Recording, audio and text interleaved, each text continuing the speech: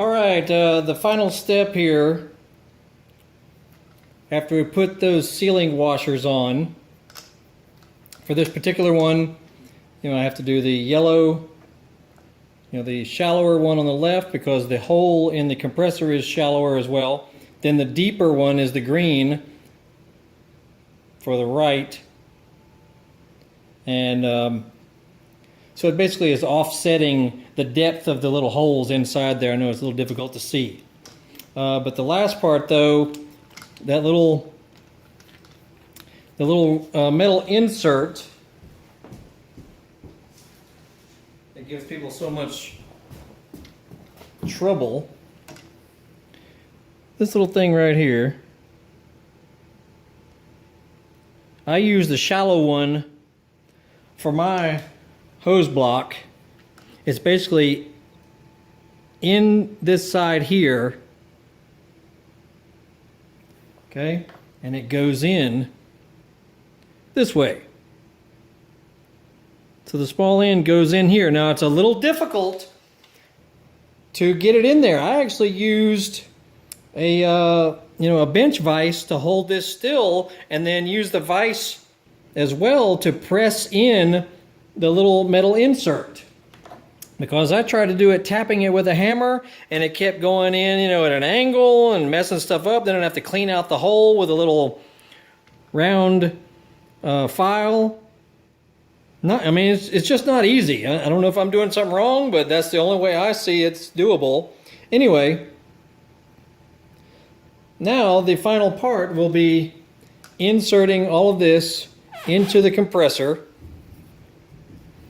So hang on one second here. Let me get hands free.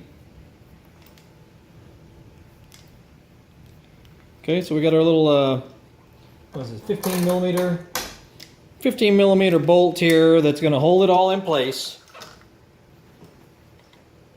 Try and demonstrate this. Okay, make sure everything goes in nice and square.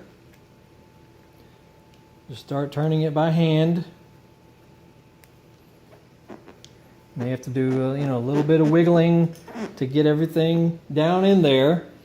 And then the final step will be tightening it down. Let me get some. We'll tighten it down. No, we don't need that. Light. We got to tighten this down now.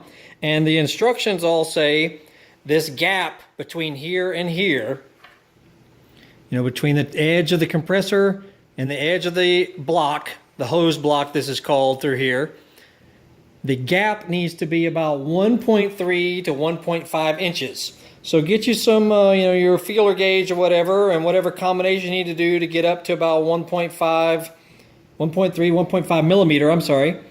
Somewhere around 1.5 to 1.3 mil is the gap that needs to be remaining after you tighten this bolt down.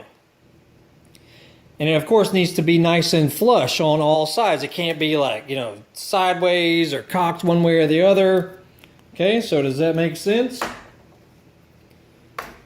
And it's only going to tighten down to 25 foot-pounds.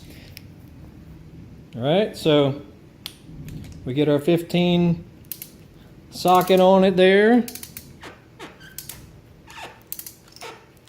And just slowly tighten her down until you hit the mark, about 25 foot-pounds. Take your little measurement here.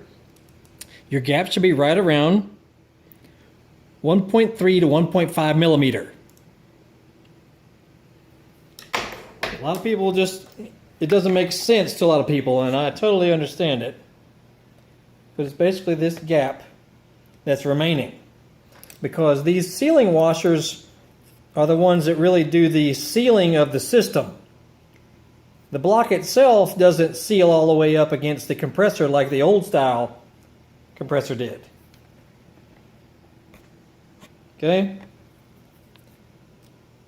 So it's all normal to have a little bit of a gap remaining here as long as it's around 1.3 mil, something like that, 25 foot-pounds. And that should do it. I've already got my little switch installed.